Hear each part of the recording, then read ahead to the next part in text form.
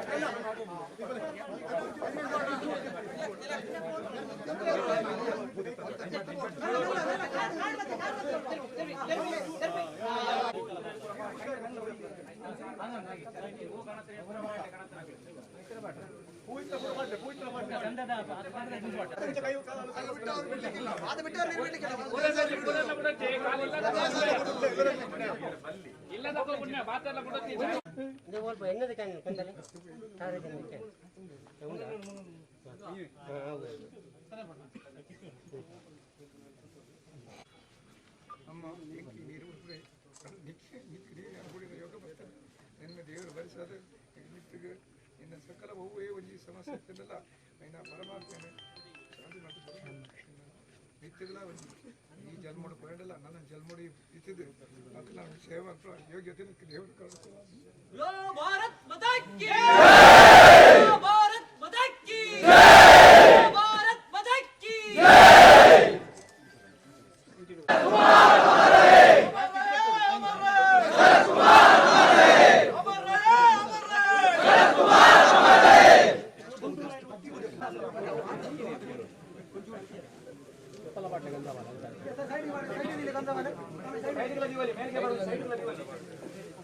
गिरा बोले